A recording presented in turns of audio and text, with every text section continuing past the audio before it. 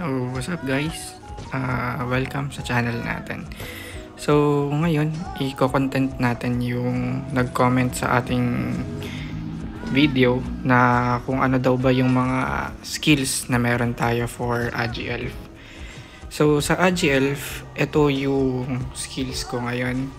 Level 6 sa multi-arrows, level 7 sa Guardian Beast Body, level 7 Greater Defense, level 4 Greater Damage, level 5 sa Penetration, level 4 sa Ice Arrow tsaka sa Multi-Shot.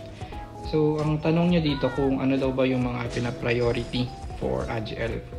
So para sa akin, ang pinaka-priority skill talaga for AGIELF is ito, Multi-Arrows.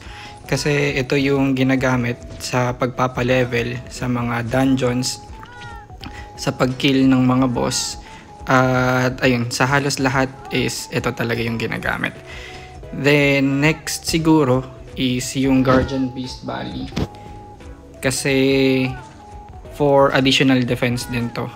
So kung titingnan natin yung effect ng Guardian Beast Body, currently level 7 ako, no?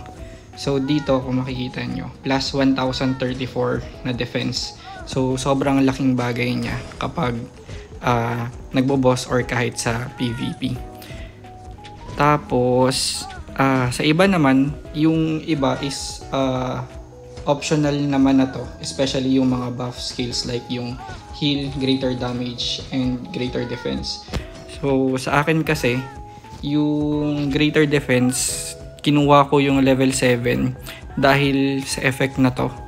So dito sa pinaka last, makikita nyo na 5% chance to reduce damage taken from players by 60%. So ibig sabihin sa PvP, merong 5% chance na mare-reduce ng 60% yung damage na makukuha mo sa ibang mga characters. So sobrang laking bagay niya talaga.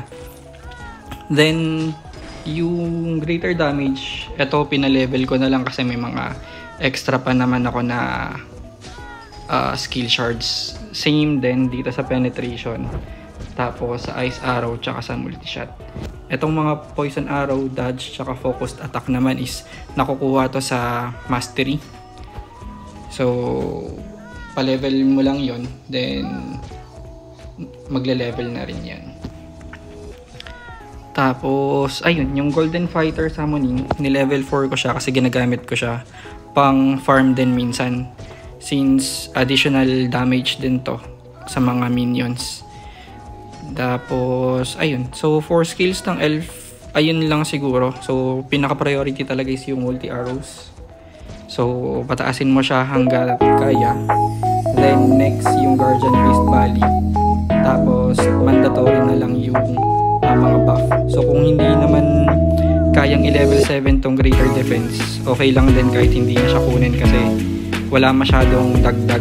So dito kung makikita nyo, grants 3 defense and 5.12% damage reduction. So sobrang liit niya lang.